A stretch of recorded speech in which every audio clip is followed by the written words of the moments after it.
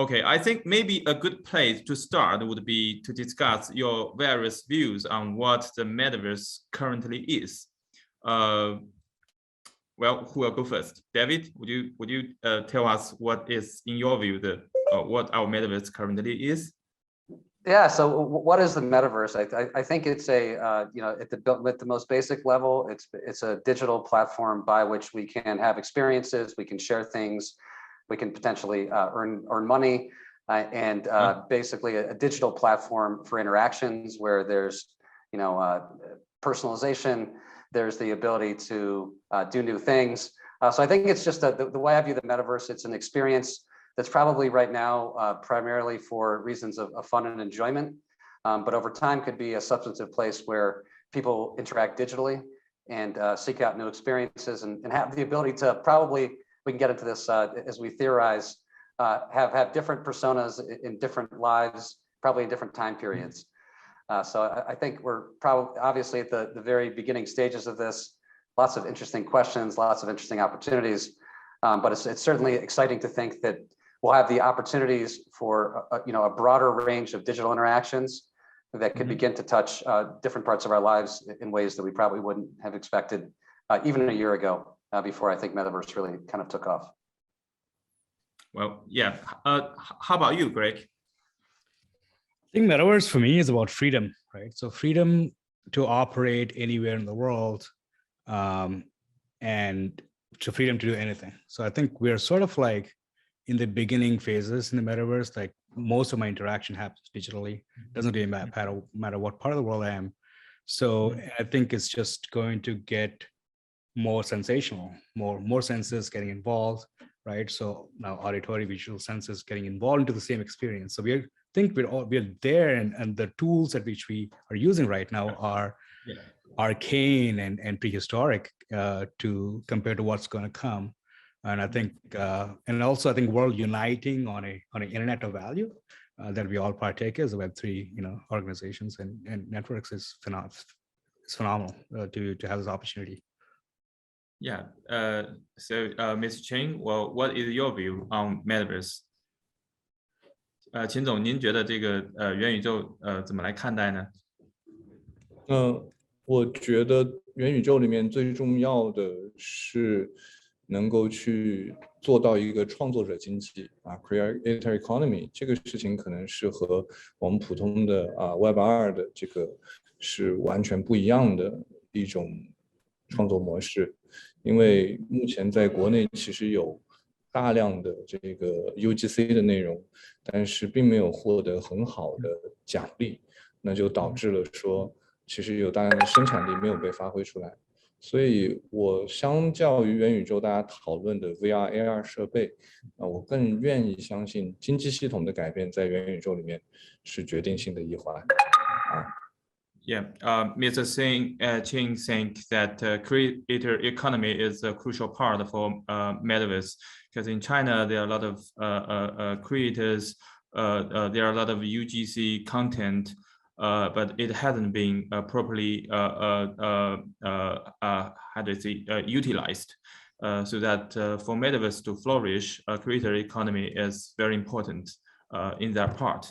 Okay, I will move to the next question. So what problems does it solve, or improvement does it offer? I mean, for metaverse, we are all so excited about buying metaverse. So what really is a problem or improvement that metaverse can solve or offer?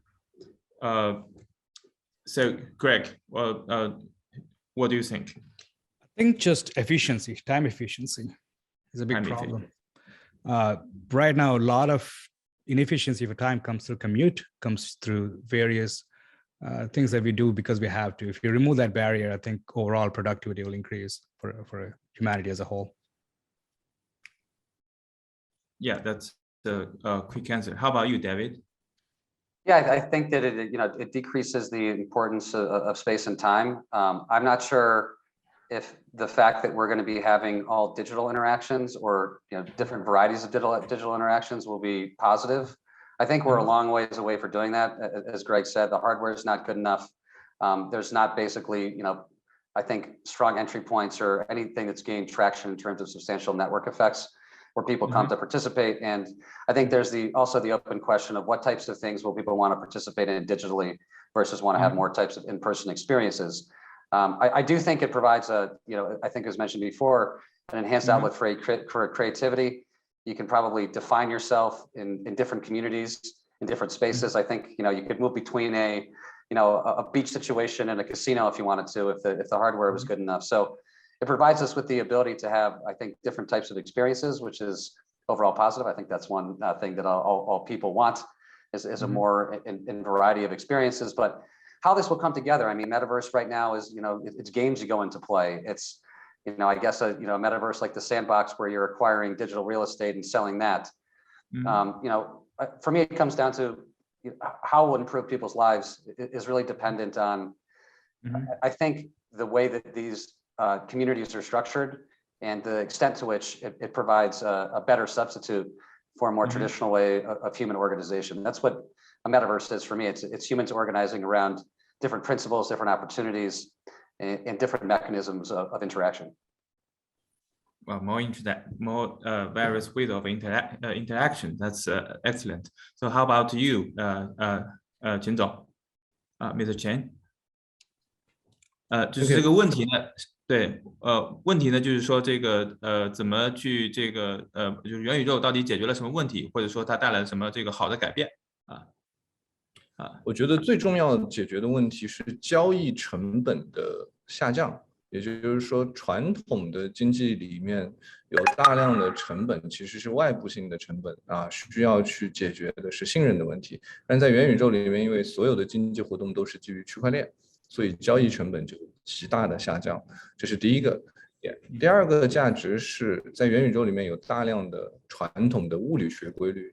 还有这个所谓的流量经济是不存在的了，所以就导致了说，这个人们可以重新去构建一种组织形式来去玩，比如说building 建筑物这种，或者说是这个城市的聚集都会发生改变。所以我觉得这是两个这个最大的这个价值和收益。Mr. Cheng thinks that what metaverse really changes. Solving two problems. One is how to decrease the transaction cost, the trading cost. It significantly decreases the trading cost. And another thing is that in metaverse, traditional physical laws doesn't apply in the virtual space. So it's actually it will bring a lot more new. It breaks barriers. It brings new opportunities by allowing this to happen. Okay, I think that's deep, and but normally we think people for business for things normally have two sides. One is for entertainment, one is for business. So for metaverse. What advantage will it give to business other than only entertainment? Because I think that's something a lot of people have been debating on. So Greg, what do you think that metaverse can bring to business? So I think I would argue we are living in a metaverse right now. Right? I mean, so everything we do from the time I wake up to the time I sleep is done digitally. Okay. From a business standpoint, everything is digital, right? Like, so I think it's just going to enhance digital experiences, right? Like, so it's going to uplift whatever you have right now, which is a very primitive form of experience that still require fingers to interact, right? So I think that's going to change. So anything you do, right? Like, well, I'm an engineer, I code. I'd love to have in this world where I want to have all the panels I want, but I can't because in a physical space, I'm confined to my media surroundings. In a digital space, I am not. So I can have, I think I can do an 8-screen split WIM. And if you're a WIM programmer, you know what I mean. 8 pane.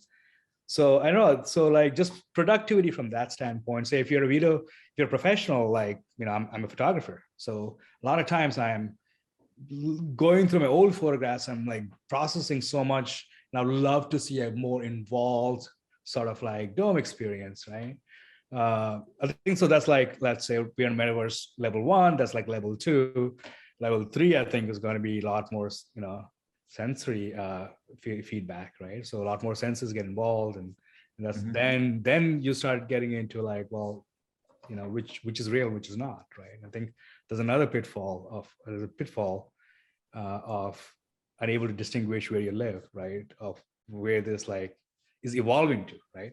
So yeah, I think it's an evolution on how we live and work in general. So I think it's inevitable, and it's already happening to a certain degree. And most people that I know from a career standpoint have digital lives, right? Like, so, and with banking, which is essentially done in a decentralized way, you don't need the institutions of the past to hold us together in the physical world, because you have all these institutions that are created, replicated in the metaverse with Web3 as the fundamental, by removing trust required to interact between different parties, right? Or minimizing trust, as a matter of fact. And so there's sort of like all these, it's a beautiful evolution. And I'm sort of like, if we look at, COVID as this very important catalyst for this metaverse to happen, because that introduced remote work, digital work to the globe. Globe had to adapt. It's not going to go back, and looks like this thing is not going to go anywhere. So we're going to see an explosion of activity in metaverse. There's no doubt where this is going. Yeah, feel like I can touch it. Okay, how about you, David? What do you think the metaverse will bring advantage to businesses? So as a macro trend, I think metaverse, it taps into two very primal human needs. One is the need for community, which we've previously discussed, and the other is the need to trade. So I think that just as other markets develop and become big, there will be value, and this is what happened in the crypto space to a large extent. Incremental value will be created, and there will be certain types of transactions and experiences which are much more suited to, I would say, the next layer of digital interactions, as Greg mentioned. Once it's a bit more sensory, once people, you could imagine, I always think about the situation where everyone just kind of sits in their chairs at home and plugs into whatever reality they want to. I mean, we're probably pretty far out from that, but if digital lives in many ways begin to supersede physical lives in a much more embedded type of way, in terms of how you experience things on a daily basis, from a sensory perspective, I think more specifically, I think it's a logical step to believe that a lot of the economic activity will also be translated into, I would say, deeper digital interactions. I think Greg's point is a very good one, that we already are kind of in the matrix, if you will. We've already taken the red pill in many respects. It's just not totally sensory overload where we know we're plugged in at this point. So there probably will be a point when hardware is more advanced where that will happen, and it will be very interesting to see to the extent to which certain pockets of economic value remain in the physical world versus becoming more digitally native and immersive type of experience. Because as Greg mentioned, we're already transacting digitally to a large extent. I think that's really far out. I think in the near term, it'll be just like the late 90s. We buy and sell digital real estate, some of which is on platforms that don't upgrade and become obsolete. We play in these video games with new avatars and NFTs, and it's a lot of fun. Maybe we can earn some money along the way in the play to earn context. So obviously economically, this is going to start out in the margins. Whether people want to go and live in a Nike world and be bombarded by advertisements all the time, maybe some people do. I think it's more likely that big brands, you probably saw the announcement with Walmart, are participating in places where people want to are having fun versus being digitally native brand specific metaverses. Wow. Yeah. Okay. So, Mr. Chen, what do you think? 如何就是元宇宙会给这个就是商业会带来什么这个好处呢？就是它给这个除了这个娱乐以外，有什么生产力的改变啊？我觉得首先第一是我们在参与的过程当中，能够用元宇宙里面挣的钱养活我们物理世界的肉身，我觉得这个是最fancy 或者最棒的一件事情，因为在现实的物理世界有比如说新冠有更多的这个线下的距离，或者说是这个交易成本等等这一系列的内容在里面，这是我们到目前为止其实是很大的一个成本。但在元宇宙里面，一旦我们通过创作者经济能够获得更多的这个创作的内容的话，其实就可以做到我说的这个用在元宇宙里面养活我们现实世界的肉身。我觉得这是第一个最棒的点。那第二个点其实是我们会看到说大量的这个内容创作，或者说是叫做商业化的创作，会更多的基于线上而不在线下去完成。就比如说我们原来的画家，或者说是这个电视剧的拍摄、电影制作、小说撰写等等这一类内容创作者，他们会在元宇宙里面更如鱼得水。这个是我觉得是第二个，就是它能够在消费类的经济里面产生更大的价值。第三个点就是我觉得 NFT 在元宇宙里面会极大的提升供应链的效率，降低成本那基于这个，比如说我们把 NFT 这个放到了金融里面，比如说应收账款，或者说是数字票据等等，在这个场景里面，它会极大的提升效率。所以我觉得在商业上面，这三个价值其实是可见的，非常棒的一个想象空间的未来。谢谢。Mr. Ching, overall, he has 3 points. First of all is that he think that for many creators, they could earn money, in the metaverse and to feed their real world family. So that's important. You actually make money from the metaverse, and you can use the money to feed yourself. That's one thing. And secondly, is that he can tell that there are already a lot of how do I say, IP creators, so songwriters, musicians, those novel writers. They can work better online, not offline, so that they can work better on metaverse as well. So that's a second part, that metaverse will boost their work efficiency. And thirdly, he thinks that NFT will increase financial transaction efficiency and especially lower its costs. So that's also would bring a better advantage to businesses. That's all of his 3 points. Well, that's very insightful, I think. So move on to my next question. Now we all know that metaverse is advancing very fast. So what are some of the most promising uses individual will soon experience? Greg, what do you think? So repeat the question. What are the individual? Sorry. What are the most promising usage for each of us? Every individual will soon experience. For me, it's just prosperity to begin with, right? My entire prosperity is in crypto, right? So I would consider crypto as part of the foundation for metaverse, because so the benefit,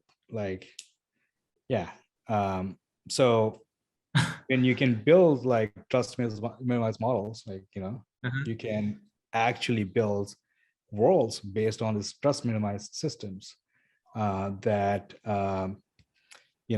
where the value can be exchanged really rapidly. When you remove barriers from human interaction at a global scale, that is the metaverse. It is the uni brain coming together power, right? Yes, and that's giving form to artists, like art being realized in like, I know people personally that live 2 days to 3 days out of the week in VR, right? Wow. So I personally know people, and so they're creating all these worlds, they're creating all this art, and there's just a whole like new form, I think, yeah, there's a lot of benefits. Are they happy? They seem pretty happy to me. But yeah, they live 3 days. I play VR every day as well. Right. I mean, it's different. It's a different world. And after some time, your brain won't realize the difference, Yeah. Once it's better. That's right. Yeah, but do you think cryptocurrency or VR alone, would we call it metaverse? Because somehow it's we could call it metaverse, but it's not the final version. We saw the metaverse need to be integrated with blockchain and VR and everything together. But I mean, what do we define as a metaverse? Metaverse is a universe that's not real. Metaverse, right? So whatever we do digitally, presume is not real, right? It's an idea essentially. Anyway, like metaverse, I think is like let's not limit the definition of a metaverse to a VR experience or some AR experience, right? I think the metaverse is just a paradigm shift, like the internet, on how we do things, right? Yeah. So why do you limit a metaverse to, like, when you define metaverse, it's just don't limit to a device or a technology. That's a good question. It gets back to what the definition is. I mean, is what characterizes it the fact that it's some type of immersive, virtual experience? Is it so either through a headset or in the context of a virtual world? I think that definitely a Slack message, right? Is that that's a very good question. Because I'm digitally interacting with another human being in some part of the world. I'm able to do my work really well. I think people like it so there's a productivity angle, there's an enjoyment angle. I mean, obviously gaming is these metaverses for gaming are one of the ones that one of the primary use cases. There's a social interaction aspect. I mean, we've had SimCity for a while, so it's not in the Sims, so that's been possible before.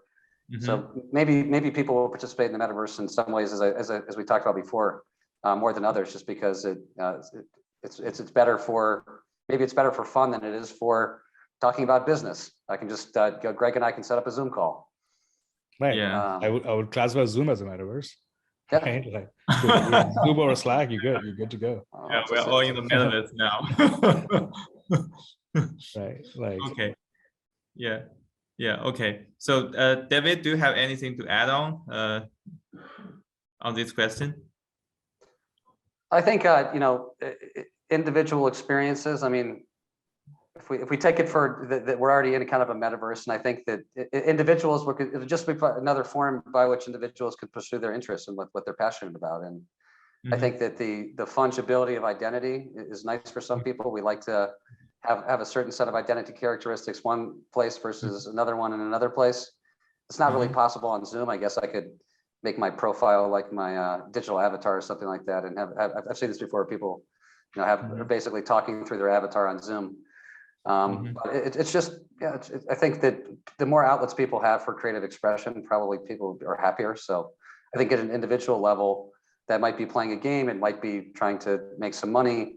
It might be just simply having, a digital interaction, with somebody else. So I think it's different strokes for different folks. Yeah, I understand. Okay.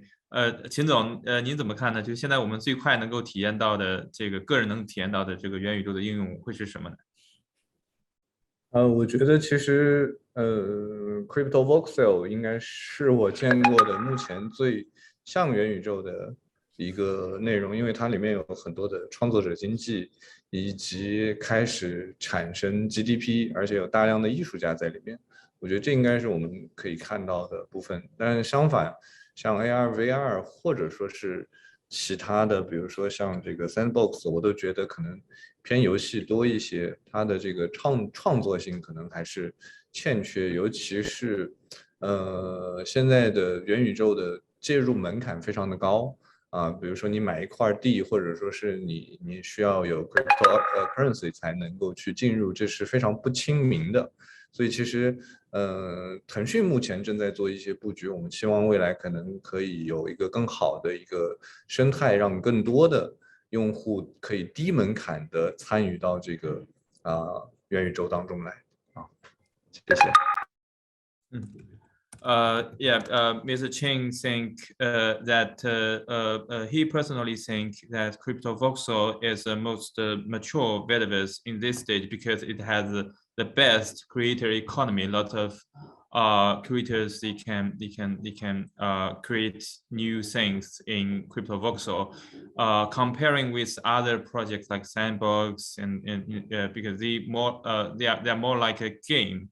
So not as a metaverse as CryptoVoxel.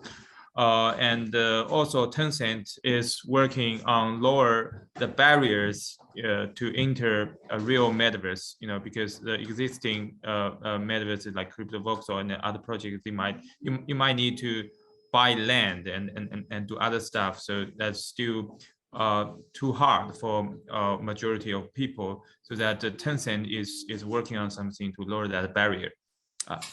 Okay.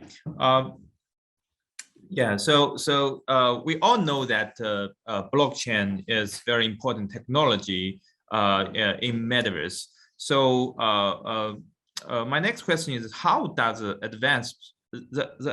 advancement of Web3 infrastructure play a role in the metaverse growth? What do you think, David? Maybe start from you first.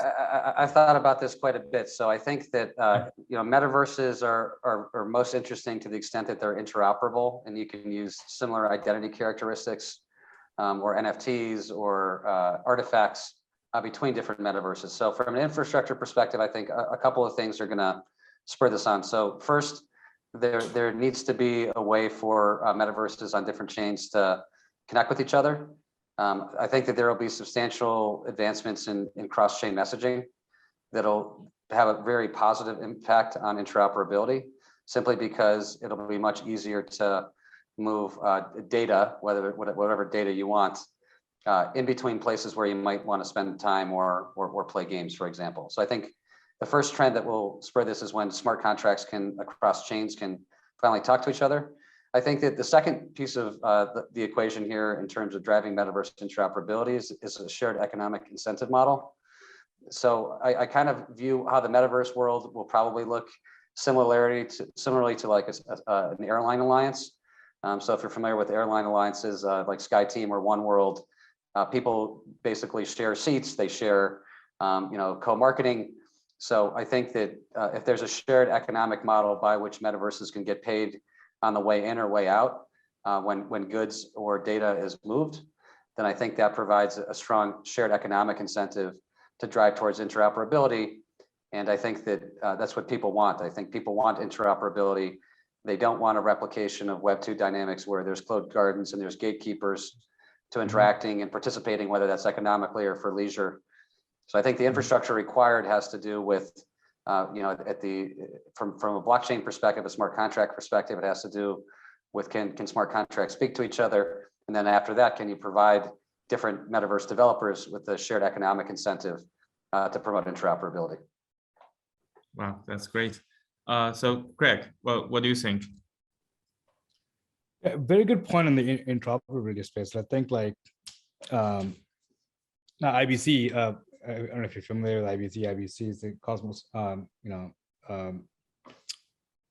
SDK chains, essentially the protocol that they communicate, but it's a generic protocol. And right now we're seeing quite a bit of like functioning. Akash is a sovereign blockchain, and another blockchain called Osmosis, which is essentially the first DEX in Cosmos, can interoperate really well, right? When you can remove barrier, I mean, like asset interoperability in metaverse will be so crucial and so kind of like the cradle of innovation, right? Like if you look at, for example, simple things where you can like mix an NFT and get a loan against the NFT. Say you want to pay on a real world from another blockchain, right? and get that. It doesn't really matter what blockchain you are, that open, that leads to kind of composability primitives, I think is just, we have yet to touch, we get to see. So really excited for the interoperability, and dead on point, I agree. Yeah. 对，钱总，这个问题呢是说，就是您怎么看待说是这个 Web3的这个基础设施的这个在元宇宙发展中的这个重要性啊？我觉得非常重要一点是，基于 Web3才能够形成真正的元宇宙。如果没有 Web3的数字化确权，比如说 FT 和 NFT 的话，是不可能形成数字化的真实的这个社会的。其实，所以我们细化下来看，其实元宇宙会需要更多的 UGC 的部分，这就真正意义上去释放了 Web2当中的中心化的这个部分。那么 FT， 比如说像 token economy 这个事情，可能就是在 Web3当中非常重要的一个环节，它能够让更多的人参与，并且不是只以雇佣关系来获得报酬，这个是非常重要的一个环节。那第二个环节就是数字化确权，就是 NFT 这个部分。那么 NFT 其实是在重塑生产环节。也就是说，未来我们在元宇宙当中的所有的最小可交易单元或者最小的这个生产要素，都会以 NFT 的形式来存在。那我们的所有在元宇宙当中的劳作，就是去产生 FT 或者是 NFT 的。所以 Web3是整个元宇宙的最核心的基础设施，这个毋庸置疑。但是我觉得 Web3，我们还需要去。反向的去挖掘，就是现在的元宇宙对于 Web3还有些什么需求是没有满足的？我觉得这个是我们值得去思考的问题。Well, Mr. Cheng think that without Web3, there's no real metaverse because you cannot build you cannot build metaverse on Web2. And the NFT also very important in metaverse because it's really certifies digital items, and it is a minimal treatable unit in metaverse. I mean, NFT is a minimal treatable unit in the metaverse, and all the work we do in metaverse will produce NFT, and then we treat NFT. So NFT is a core infrastructure for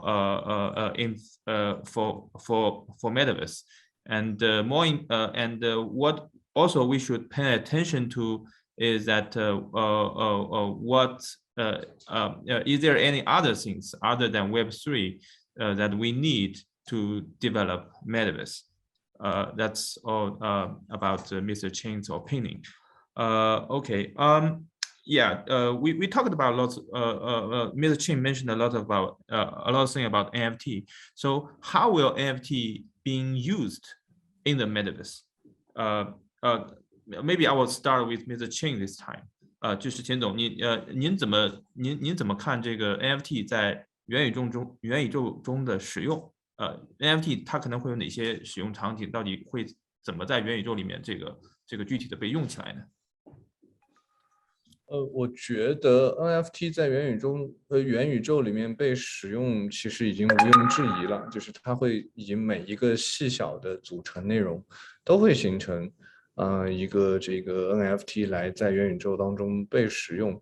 但是我觉得有2个重要的环节是我们需要去探讨的。第一个重要的环节就是是不是元宇宙当中的每一个物件或者说是资产都需要用 NFT 来表示。比如说我们现在有的是721协议和1155协议，721可以去做那种高价值的独一无二的内容，那1155可以去做类似于工业制品或者说制式的这种批量生产的内容。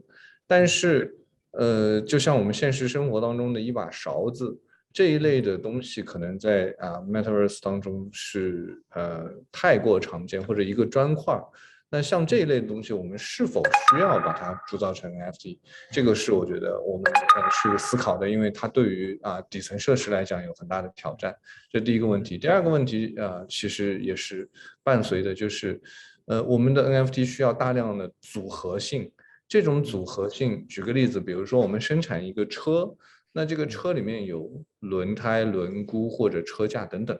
这个里面是不是每一个单元都需要 NFT 化，并且把它组装起来？那物理世界是这样的，但是在Metaverse 里面是否需要以这种方式来存在？所以其实我们始终在探讨这个 NFT 在 Metaverse 里的用法，但是总之Metaverse everywhere 都是 NFT 是吧 ？OK Yeah, Mr. Cheng thinks that there's certainly no doubt that NFT is very important in Metaverse, but he has two questions to share with us. The first question is that whether all the items has to be expressed in NFT in the Metaverse, because there are different contracts like ERC 721 or ERC 1155. They are for different purposes. But there are still some very common things like a brick in Metaverse. Do we really are we really going to meet them as NFT as well, because they are too common? So that's his first question. And the second question is that whether we could make all the NFTs compatible or can be assembled into a bigger NFT. In a sense, like we assemble a car or we assemble a rocket. Whether NFT have the compatibility to each other. That's the second question.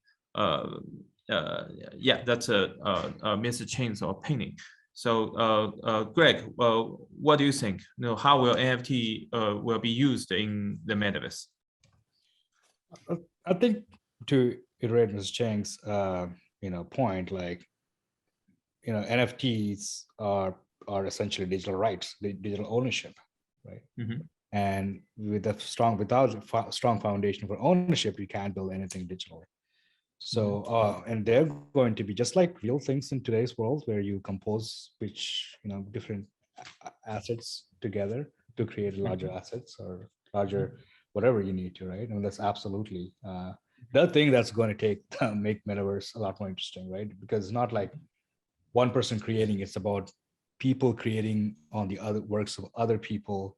And so on and so forth. That sort of compounded exponential growth is what we're going after. So composability would be key. That said, in order for a true composable system to exist, you need a strong foundation, the infrastructure for it, right? Yeah. The plumbing, right? And that's also a very key point to note. Like most infrastructure today is actually heavily centralized at a whim of few companies, right? And that both infrastructure, the data infrastructure and the processing infrastructure is heavily centralized, right? What Chainlink's mission is to decentralize that heavy data infrastructure that the world relies on as information. And as a DWeb layer or the distributed web layer, where we look at RV that's used to store files permanently, because storing assets in a world is permanence is important.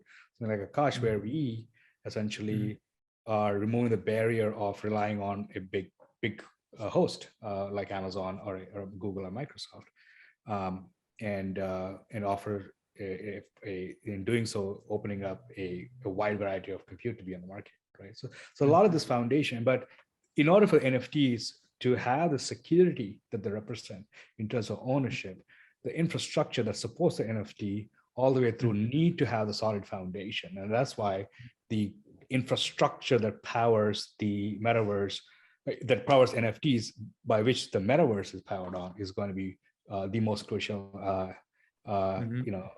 layer that will have the biggest impact when we look at metaverse as a whole. So NFTs, yes, absolutely, are going to be the foundation. Well, Okay. Yeah. So how about you, David? What do you think about? I think Greg. I think Greg summed up a lot of what I would say. So in order not to be repetitive, I'll just say I agree with a lot of what Greg says. That, you know, there's going to be the need for strong infrastructure, and you know, these things need to be composable and you know, well established, you know, mechanisms of ownership to you know to allow the potential of the metaverse to unfold effectively. Yeah. Okay. My next question is that you know, 2021 has just passed. Now, what is the difference between early 2021 products versus what is hitting the market today? You know, 2022. Lots of play to earn games in the metaverse. I mean, that's they're everywhere. As an investor, I see them nonstop. Okay. So I think that, you know, we have 3 areas of product market fit now in Web3, DeFi, NFTs, and metaverse / gaming. And I think we're going through a cycle now where, you know, the primary entry point for metaverse is around play to earn, just given the success of Axie Infinity and some other projects. So I expect to see more of that. I mean, most, you know, there's always lots of experimentation at this point in the hype cycle. That's probably going to be the most tangible way that people are going to be interacting with the metaverse is for these play to earn mechanisms. Yeah.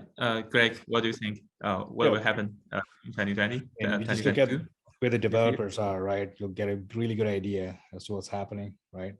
There's a lot of developers. I think Meta, you know, gaming is inviting. Generally, I agree with, you know, David.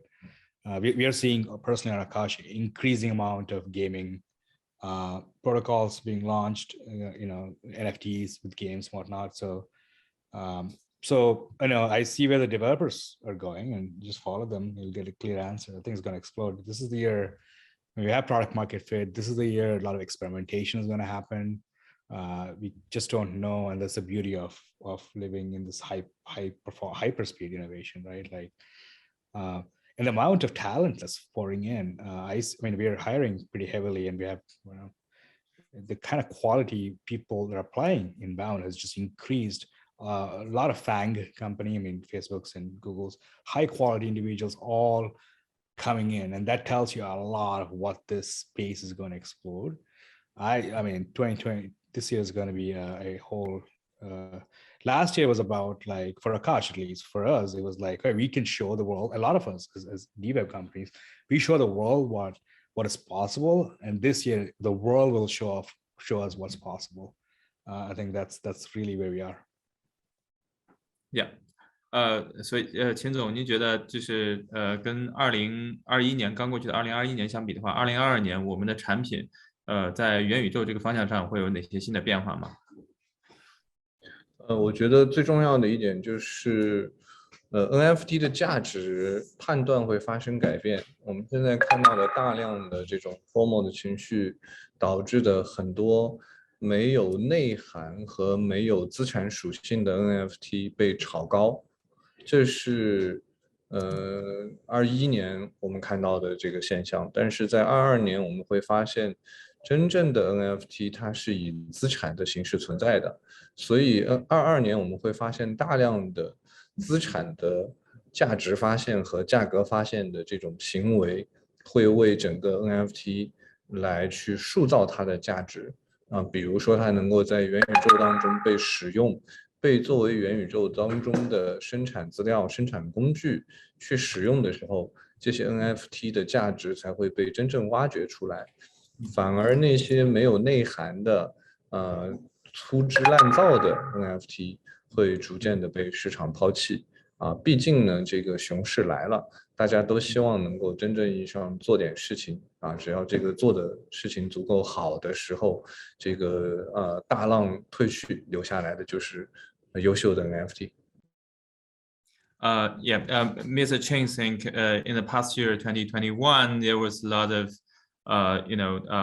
valueless NFTs because people only trade it to make money, but the NFT actually has a little usage.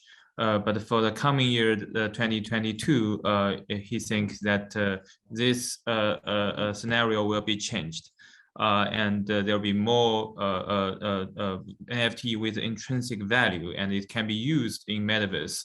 It has some real asset in the metaverse. That's something that he can foresee for 2022. Okay, now I'll ask maybe the last question for this panel today, and also I guess maybe the question our audience will like the most. Okay, if you have $1 million extra to invest today, what type of metaverse project would you place your bet on? Would you invest in? Greg. Oh, that's spot. Who do I pick? Who's my favorite? I mean, I'm bad at these things, you know, and I think, but you know, I would, I think, let's see. Well, gaming is too generic, but I think I like projects that create experiences, like redefine experiences, right? Like, I think we're slowly seeing like quests that are being built. I think there's a new type of experiences that are being built, like real world quests and whatnot, right? So those are my favorite type of games. I like to invest. I think this whole general infrastructure that's being built right now, it's OpenSea is a very centralized and, you know, entity that the whole marketplace infrastructure is being rebuilt. There are a few Cosmos projects, I think, like Stars and Passage 3D that are building worlds, like new worlds, like world building infrastructure. Passage 3D is working on. So a lot of like, yeah, a lot of the infrastructure elements also I think are worth to take a look.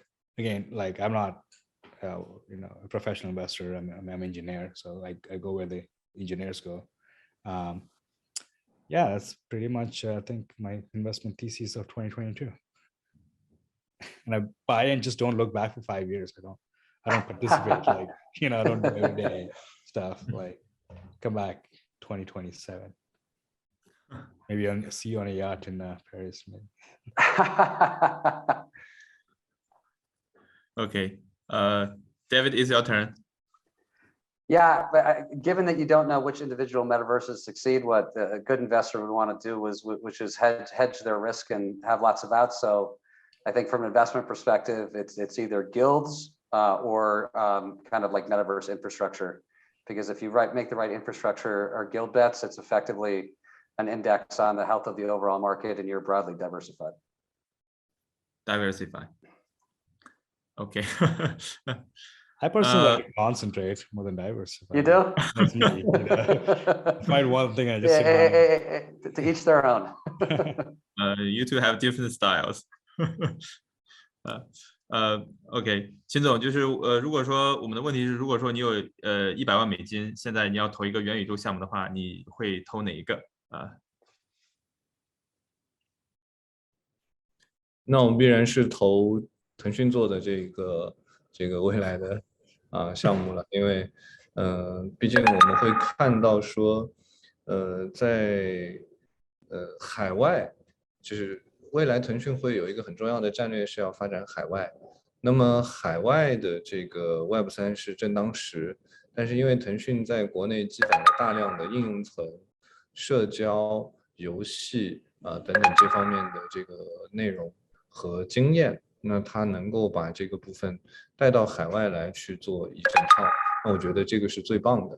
因为其实这个不仅仅是我占我自己的这个东家，还有另外一个原因是，其实我看到 Web3 上面现在的很多的创新是单点的创新，其实它缺乏了 Web2 的一个闭环的思维，这个是 Web3 现在这个需要去发展的，而 Web2 呢又太过封闭，所以其实腾讯做这件事情本质上是代表了一些 Web2 的巨头，比如说像 Meta Facebook 的 Meta， 或者说是微软刚刚收购的这个动视暴雪都是代表了 Web2 的巨头已经察觉到说 Web3 是未来，所以他要努力的去争取进入到这个事情里边。所以我觉得这是代表一个这个旧的势力或者旧世界来去出征，向新世界出征的这么一个可能性。我觉得这是非常有这个有意义，或者说是有很大的变数的。到底是改革派还是改良派，哪个能够成就，这个还犹未可知。所以我们总得这个参与一下，投一下嘛。那我就投这个吧。谢谢。Mr. Cheng said that he will certainly bet on Tencent's metaverse. Because Tencent has a lot of resources in gaming and the social network, and they will certainly bring their capabilities overseas to develop their metaverse. And one thing that he shared is that they notice that Web3 is fragmented, meaning that they don't have a holistic user experience. So Tencent, they want to have a holistic plan. And somehow, they are like Meta and Microsoft. They want to how do I say? They represent the old world and matching towards the new world. So there's two different worlds. For Web3, a lot of small companies like us, we are we all together, through maybe Cosmos SDK, we do a lot of projects. We try to build the new world. But for them, they are the giants. They can build a new world maybe by themselves. So that's the two different styles. We will see, which one will have the future. Okay. Thank you very much, for Craig, David, and Ms. Cheng to attend today's panel. It's my pleasure to have this opportunity to having you all. And wish you all have a prosperous year of Tiger. Okay. This is the end of the panel. Thank you very much. Thank you very much. Thank you. Okay.